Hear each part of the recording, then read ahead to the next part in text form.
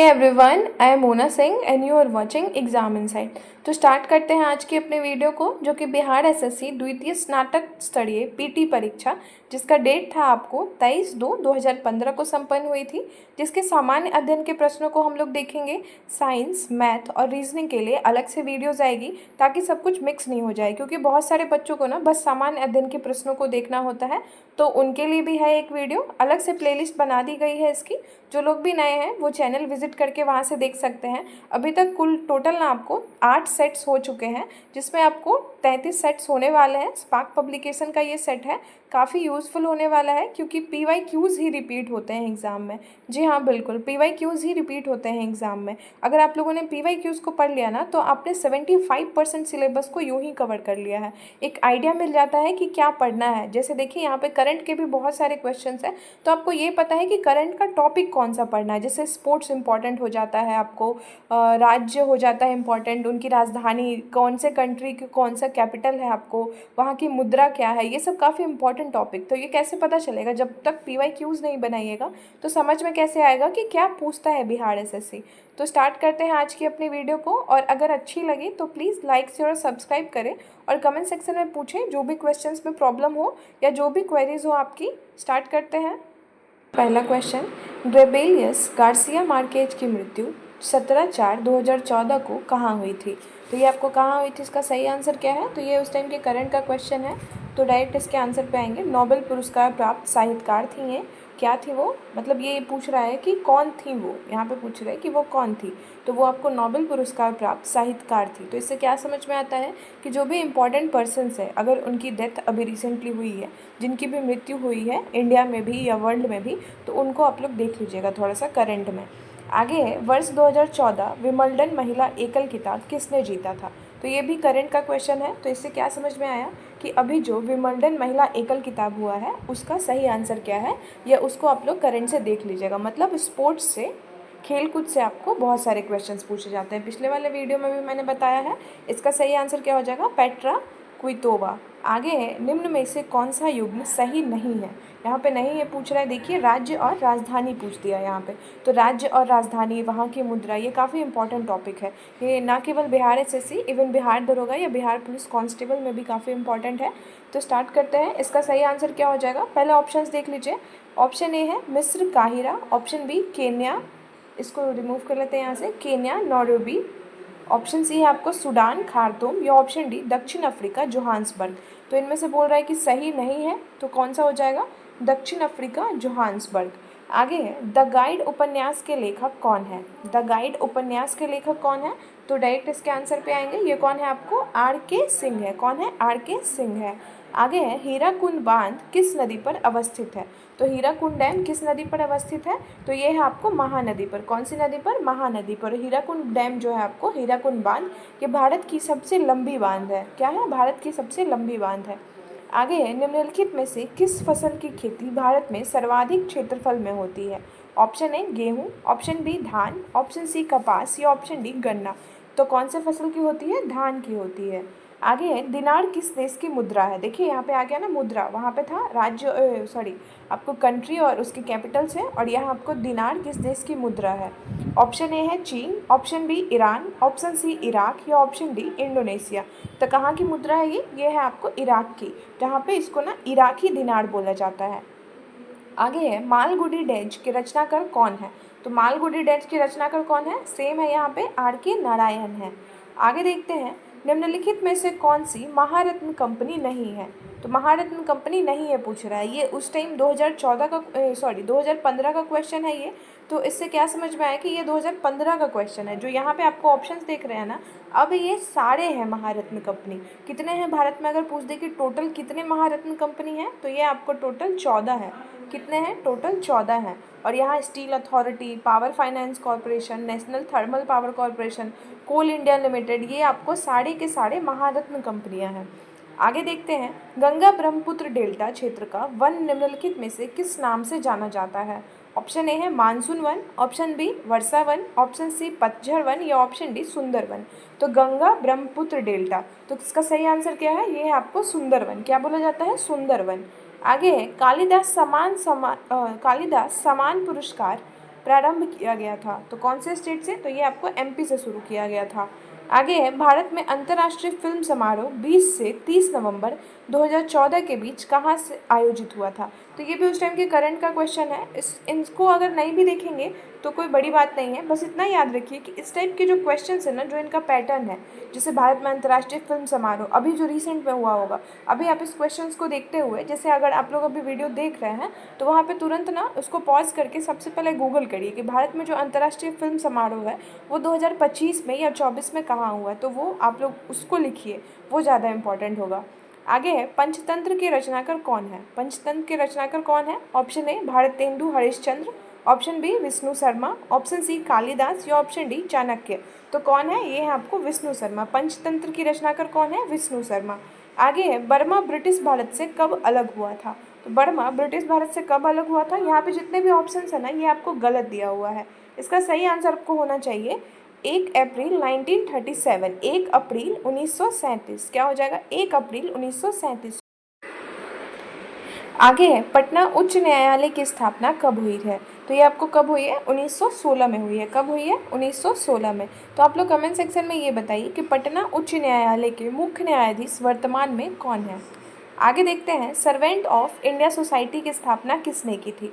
Option A Gopal Krishna Gokhale, option B Bal Gangadhar Tilak, option C Annie Besant या option D Dadabhai Naoroji. तो किसने की थी? ये आपको की थी गोपाल कृष्ण गोखले ने। किसने की थी? गोपाल कृष्ण गोखले ने। सर्वेंट ऑफ इंडिया सोसाइटी क्या है?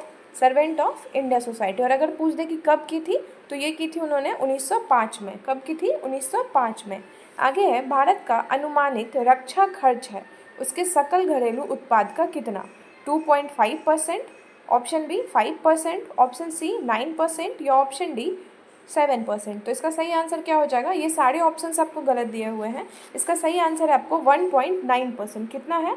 1.9% है। अभी आगे देखते हैं, बहुत सारे क्वेश्चंस ना इसमें गलत दिए हुए होते हैं, तो आप लोग उस पर नहीं जाइए कि मतलब अगर यहाँ पे ऑप्शंस दिख रहा है तो इसी में से कोई होना चाहिए। ऐसा होता है ना बहुत बारी एग्जाम्स में भी कि क्वेश्चन आ जाता है तो उसको बीपीएससी हो या कोई भी बिहार एसएससी हो उसको करेक्ट करके उसका आंसर डालती है, तो इसी तरह से इस बुक में भी है। आगे देखते हैं, किस वर्ष सिक्किम भारतीय संघ का 22वां राज्य बना? तो जिन लोगों ने भी पहले वाले वीडियो को देखा है उनको पता होगा कि ये मैंने बहुत अच्छे से समझाया था आप लोगों को कि सिक्किम भारत का 22वां राज्य बना था। और कब बना था? तो 1975 में। कब बना था? 1975 में बना था। आगे है, आज़ादी के बाद भारत और नेपाल के बीच प्रथम शांति और मित्रता संधि किस वर्ष काठमांडू में हस्ताक्षरित हुई थी? तो यहाँ देखिए, अगर ये पूछ दे कि कहाँ पे संपन्न हुई थी, तो ये आपको काठमांडू में हुई थी। और कौन से ईयर में हुई थी? तो ये आपको हुई थी 1950 में। कब हुई थी? 1950 में। आगे है, भारतीय राष्ट्रीय कांग्रेस की पहली महिला अध्यक्ष कौन थी? यहाँ पे प्रथम महिला अध्यक्ष पूछ रहा है आपको, तो एनी बेसेंट हो जाएगा, जो कि आपको 1917 में कलकत्ता सेशन चल रहा था 1917 में, वहाँ की अध्यक्ष थी। और अगर आपसे पूछता है कि प्रथम भारतीय महिला कौन थी, तो वो आपको हो जाता ना सरोजनी नायडू। वो आपको सरोजनी नायडू, जिनका आपको था टाइम पीरियड, मतलब वो आपको 1925 जो कि कानपुर अधिवेशन था उसकी अध्यक्षता की थी उन्होंने, सरोजनी नायडू ने। तो क्या समझे यहाँ पे आप लोग कि भारत की राष्ट्रीय कांग्रेस की प्रथम महिला अध्यक्ष ये आपको 1917 एनी बेसेंट। और अगर पूछे कि प्रथम भारतीय महिला अध्यक्ष जिन्होंने कांग्रेस की अध्यक्षता की, तो सरोजनी नायडू 1925। आगे है, भारत में जंगली गधे, घोड़े, खुर निम्नलिखित में कहाँ पाए जाते हैं? Option A Sundarban, option B Kutch के रण, ऑप्शन सी थार मरुभूमि या ऑप्शन डी असम के जंगल। तो कहाँ पाए जाते हैं? कच्छ के रण में। आगे है, निम्नलिखित में से कौन बायोस्फीयर रिजर्व या सुरक्षित जीव मंडल नहीं है?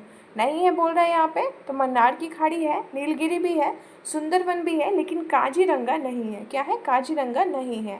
आगे है, ज्वालामुखी रिंग ऑफ फायर या घेरा किस महासागर से संबंधित है?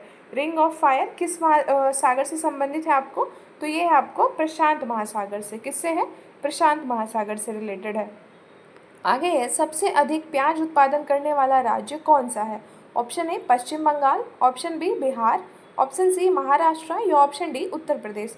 तो कौन सा राज्य है? ये है आपको महाराष्ट्र। कौन सा है? महाराष्ट्र।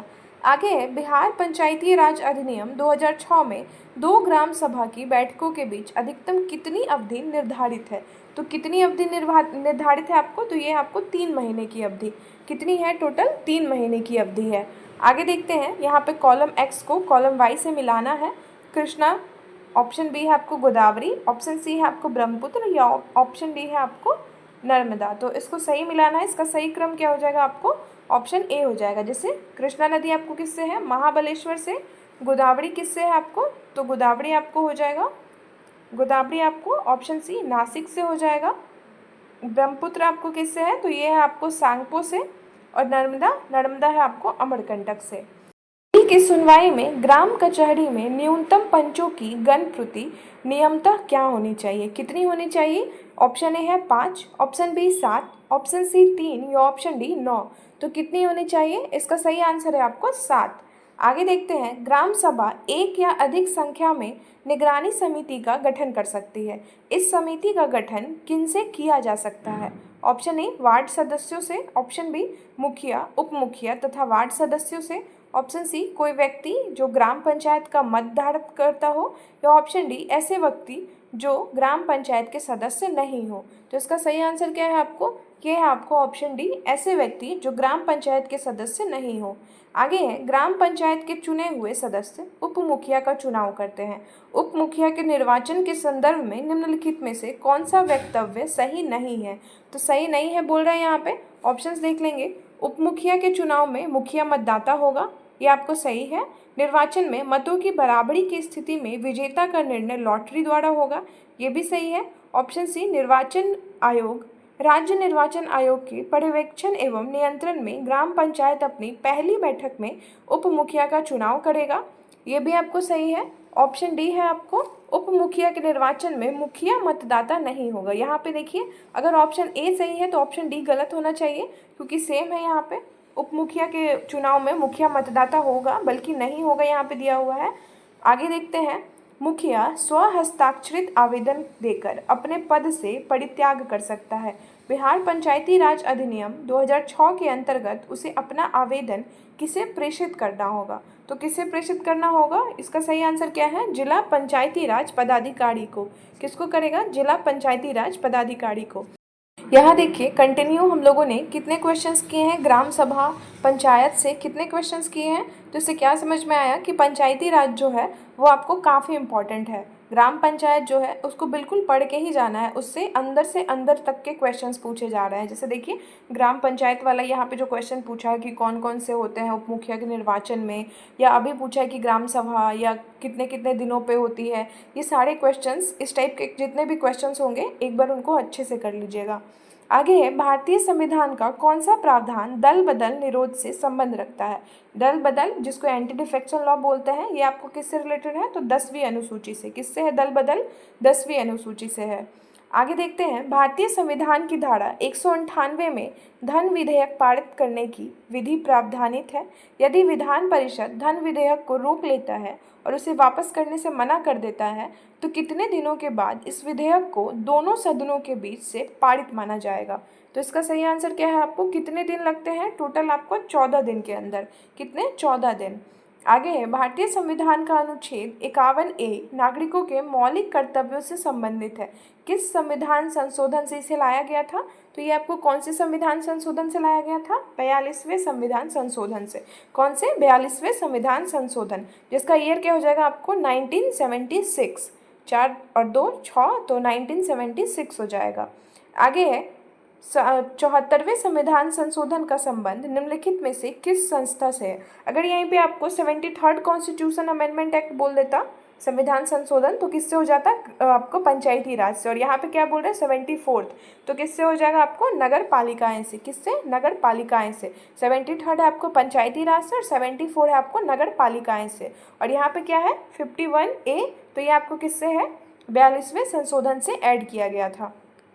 आगे देखते हैं, हाल में आंध्र प्रदेश के, अगर आपको मतलब आर्टिकल्स में भी अगर जैसे पूछना पढ़ना होगा ना ज़्यादा, जैसे संविधान संशोधन में, तो यहाँ जैसे देखिए संविधान संशोधन यहाँ पे आया ना कि 74th कॉन्स्टिट्यूशनल अमेंडमेंट एक्ट, तो यहाँ पे आपको 42 इंपॉर्टेंट हो जाता है, 73rd हो जाता है, 44th हो जाता है। और यही सब मतलब सबको नहीं पढ़ना है, लेकिन जो मेन है ना उनको थोड़ा सा देख लेना चाहिए कि जो भी संविधान संशोधन में मेन हुआ है उसको देख लीजिएगा बस। आगे देखते हैं, हाल में आंध्र प्रदेश से अलग एक नए राज्य तेलंगाना का गठन हुआ है। इससे भारतीय संविधान की किस सूची में परिवर्तन होना है? तो कौन सी सूची में? अनुसूची 1 में। किससे रिलेटेड है ये? अनुसूची 1 से रिलेटेड है। और पिछले वाले वीडियो में हमने क्या देखा कि तेलंगाना राज्य कब बना है ये पूछा, वहाँ के मुख्यमंत्री कौन है ये पूछा। तो क्या समझ में आता है कि जो PYQs है वो बार बार रिपीट होता है। यहाँ पे आप लोग खुद देख सकते हैं उसका एग्जाम्पल कि PYQ कैसे रिपीट होता है। जो पिछले वाले वीडियो में हुआ है और अभी का जो वीडियो देख रहे हैं हम लोग, तो कैसे रिपीट हो रहा है बार बार, तो सेम यही होगा। जो अभी आने वाला एग्जाम है उसमें भी यहीं से PYQs उठाए जाएंगे और सेम क्वेश्चन पूछ लिया है। देखिए सेम क्वेश्चन पूछा है, बस उसी को जैसे देखा अभी हमने यहाँ पे देखा ना कि 42 हमने पढ़ लिया है, तो अब क्या पढ़ना है? 44 को देख लीजिएगा और 42 में और क्या क्या हुआ था उसको देख लीजिएगा। PYQs पढ़ने का मतलब यही होता है। जैसे 42वां संशोधन 51A ऐड किया गया था और क्या क्या आया था उसमें, ये इंपॉर्टेंट हो जाएगा। 73rd दिया हुआ है तो आपको 73वां संशोधन ये आपको जानना चाहिए कि उसमें क्या क्या हुआ था, पंचायती राज में क्या क्या आया था। 74 किससे रिलेटेड है? नगर पालिका से। तो यही होता है PYQs देखने का मतलब। आपको बहुत सारे वीडियोस मिल जाएंगे जहाँ पे बस क्वेश्चन और आंसर दिखेंगे कि हाँ 74 है नगर पालिका और आगे बढ़ जाइए। ऐसा नहीं होता है। यहाँ पे जितने भी आपको ऑप्शंस दिए हुए हैं उसको भी आप लोग एक बारी गूगल कर लीजिए। अगर इंपॉर्टेंट है तो मैं वहाँ पे बोल दूंगी आप लोगों को कि इसको एक बारी गूगल करके लिख लीजिए, या अगर आप लोगों के पास नोट्स तैयार हैं तो वहाँ से लिख लीजिए, तभी कुछ होने वाला है। वरना बस देख के आगे निकल जाइए और सोचिए कि यही पूछेगा, तो यही नहीं पूछता है। बस ये पैटर्न है कि आपको इसी टाइप का पूछेगा। आगे देखिए, निम्नलिखित में से कौन सी राज्य पार्टी है? ऑप्शन ए है भारतीय राष्ट्रीय Congress, option B Bharatiya Janata party, option C communist party of India, या option D Bahujan Samaj party. तो कौन सी राज्य पार्टी है? बहुजन समाज पार्टी। आगे है, प्रथम लोकसभा के स्पीकर कौन थे? प्रथम लोकसभा के स्पीकर कौन थे? तो ये थे आपको GV मालवांकर। कौन थे? GV मालवांकर थे। आगे देखते हैं, निम्न में से कौन राज्य विधानमंडल का ऊपरी सदन या विधान परिषद नहीं है? तो कौन सा राज्य नहीं है आपको? इसका सही आंसर क्या हो जाएगा? ये आपको हो जाएगा, कौन सा राज्य नहीं है पूछ रहा है, तो ये पश्चिम बंगाल में नहीं है। महाराष्ट्र, यूपी और बिहार में तो है। आगे है, बिहार में लोकसभा की सीटें 40 है। राज्यसभा की कितनी सीटें हैं बिहार में? तो ये टोटल है आपको 16 सीटें। आगे देखते हैं, वर्ष 2011 की जनगणना में बिहार की अनुमानित आबादी है। यहाँ पे करोड़ में पूछ रहा है, तो कितनी करोड़ है? तो टोटल 10 करोड़। और अगर एग्जैक्ट डाटा आपसे पूछ दे कि कितना है, तो ये है आपको 10 करोड़ 40,99,452। यहाँ पे लिख लीजिए 10 करोड़ 40,99,452। आगे देखते हैं, सामान्यतः विधानमंडल के ऊपरी सदन के सदस्यों की कुल संख्या निचले सदन की कुल संख्या की कितनी % होती है या कितने भाग में होती है? देखिए यहाँ पे, तो ये आपको कितने % होती है? 1/3, 1/4, 1/5 या आधी। तो कितनी होनी चाहिए? इसका सही आंसर क्या है? इसका सही आंसर है आप लोगों को ऑप्शन बी, 1/3 होनी चाहिए। कितनी? 1/3 होनी चाहिए। आगे है, बिहार राज्य में अभी तक कुल कितने जिले हैं? तो ये तो काफ़ी इजी क्वेश्चन है, ये आपको कितने? 38 जिले हैं। आगे है, मैकमोहन रेखा भारत और चीन की सीमा तय रेखा करती है। मतलब यहाँ पे मैकमोहन रेखा किसके बीच में है? भारत और चीन के बीच में। तो डुरंड रेखा किन दो देशों के बीच में है? तो ये आपको पाकिस्तान और अफगानिस्तान के बीच में है। पिछले वाले वीडियो में मैंने पाकिस्तान और अफगानिस्तान की जगह भारत और अफगानिस्तान बताया था, तो उसको आप लोग थोड़ा सा करेक्ट कर लीजिएगा। डुरंड रेखा कौन से दो देशों के बीच में है? आपको पाकिस्तान और अफगानिस्तान के बीच में है, ना कि भारत और अफगानिस्तान के बीच में। और यहाँ देखिए मैकमोहन रेखा तो किसके बीच में? भारत और चीन के बीच में। किसके है? भारत और चीन के बीच में है। आप लोग कमेंट सेक्शन में बताइए कि भारत और पाकिस्तान के बीच में कौन सी सीमा रेखा है, क्योंकि मैंने पिछले वाले वीडियो में भी करवाया है, तो इससे पता चलेगा ना कि आप लोग देखते भी हैं या नहीं इस वीडियो को। आगे है, फीफा विश्व कप 2014 का आयोजन किस देश में हुआ था? ये तो करंट का न्यूज़ है। करंट का क्वेश्चन इतना पढ़ना इंपॉर्टेंट नहीं है, बस उसका पैटर्न देखना है कि फीफा से क्वेश्चन पूछा है, तो इसका सही आंसर उस टाइम के लिए ब्राज़ील। आगे है, ब्लड कैंसर को आमतौर पर किस नाम से जाना जाता है? तो किस नाम से इसको? ल्यूकेमिया बोलते हैं। क्या बोलते हैं? ल्यूकेमिया बोलते हैं ब्लड कैंसर को। आगे है, मंगलयान 5 नवंबर 2013 को श्रीहरिकोटा से प्रक्षेपित किया गया था। श्रीहरिकोटा किस राज्य में अवस्थित है? तो श्रीहरिकोटा कहाँ है? तो ये है आपको आंध्र प्रदेश में। आगे है, उस देश को इंगित करिए जहाँ से ब्रह्मपुत्र नदी नहीं गुजरती है। यहाँ पे नहीं है बोल रहा है, तो चीन से गुजरती है, भारत से भी गुजरती है, बांग्लादेश से भी गुजरती है, म्यांमार से आपको नहीं गुजरती है। तो इसका सही आंसर क्या हो जाएगा? इसका सही आंसर है आपको म्यांमार। आगे है, साइना नेहवाल किस खेल से जुड़ी है? ये सब तो काफ़ी इजी क्वेश्चंस हैं। अगर जो लोग भी न्यूज़ देखते होंगे, जो नहीं देखते होंगे उनके लिए टफ हो जाता है थोड़ा सा। तो साइना नेहवाल क्या करती हैं? बैडमिंटन खेलती हैं। आगे है, कीनन स्टेडियम किस शहर में अवस्थित है? तो कहाँ है ये है आपको ऑप्शन डी, जमशेदपुर में। आगे है, फिजी की राजधानी कौन सी है? तो फिजी की राजधानी कौन सी है? तो ये है आपको सुवा। कौन सी राजधानी है फिजी की? सुवा। आगे देखते हैं, ईस्वी पूर्व में 2री सदी में शूद्रक ने मृच्छकटिकम नामक प्रसिद्ध नाटक की रचना की थी, जो कि संस्कृत भाषा में है। मृच्छकटिकम का अर्थ क्या होता है? तो सबसे पहला क्वेश्चन यही बनता है कि मृच्छकटिकम किसकी रचना है? तो ये है आपका शूद्रक की। किसकी रचना है मृच्छकटिकम? तो शूद्रक की है। और इसका अर्थ क्या होता है? तो ये आपको होता है मिट्टी की छोटी सी गाड़ी। मिट्टी की छोटी सी गाड़ी। आगे है, कुचिपुड़ी किस प्रदेश का लोक नृत्य है? कुचिपुड़ी किस प्रदेश का है? पिछले वाले वीडियो में हमने क्या करा था? तो वहाँ पे हमने देखा था कि आपको कथक कौन से प्रदेश की है। तो यहाँ पे क्या है? कुचिपुड़ी। तो ये आपको क्या हो जाएगा? आंध्र प्रदेश। आगे देखते हैं, निम्नलिखित पुस्तकों में कौन सी पुस्तक मुंशी प्रेमचंद द्वारा लिखित नहीं है? नहीं है बोल रहा है यहाँ पे। तो गोदान, गबन और रंगभूमि मुंशी प्रेमचंद की पुस्तक है, लेकिन गोड़ा इनकी पुस्तक नहीं है। आगे है, वर्ष 2013 के लिए भारत रत्न पुरस्कार निम्नलिखित में से किन्हें मिला था? तो ये उस टाइम के करंट का क्वेश्चन है। इसको देखना इतना ज़्यादा ज़रूरी नहीं है, बस इसका पैटर्न पता होना चाहिए कि भारत रत्न पुरस्कार जो अभी 2025 में या 2024 में किनको मिला है वो देख लीजिएगा। इसका सही आंसर तो आपको ऑप्शन सी है। आगे है, भोपाल ए प्रेयर फॉर रैन, मतलब ये हिंदी में कितना टफ होता है ना। ए प्रेयर फॉर रैन एक फिल्म है जो हाल में प्रदर्शित हुई है, औद्योगिक दुर्घटना पर आधारित है। 3 दिसंबर 1984 को भोपाल में कौन सी गैस का रिसाव हुआ था? अभी रिसेंट में भी एक मूवी आई है ना, भोपाल गैस ट्रेजेडी करके, तो उसमें भी आपको दिया हुआ है 3 दिसंबर। सबसे पहला तो यही क्वेश्चन बन गया कि डेट क्या है इसका? 3 दिसंबर 1984। और इसमें कौन सी गैस लीक हुई थी? तो ये आपको हुई थी मिथाइल आइसोसाइनाइड हुई थी। कौन सी गैस थी? मिथाइल आइसोसाइनाइड थी। और इसका ईयर क्या था? आपको कब हुआ था भोपाल गैस ट्रेजेडी? तो ये आपको 3 दिसंबर 1984 को हुआ था। आज का ये वीडियो यहीं पे ख़त्म होता है। और अगर आप लोगों को अच्छी लगे तो प्लीज़ लाइक शेयर सब्सक्राइब करें and do let me know in the comment section कि क्या इम्प्रूव करना है या कौन से क्वेश्चंस में आपको प्रॉब्लम हुई है। और जितने भी क्वेश्चंस पूछे गए इस वीडियो में प्लीज़ उसका आंसर करें, ताकि मुझे भी पता चले कि आप लोग कितने एक्टिव हैं। तभी तो वीडियो बनाने का मोटिवेशन थोड़ा सा मिलेगा ना। And thank you so much for watching.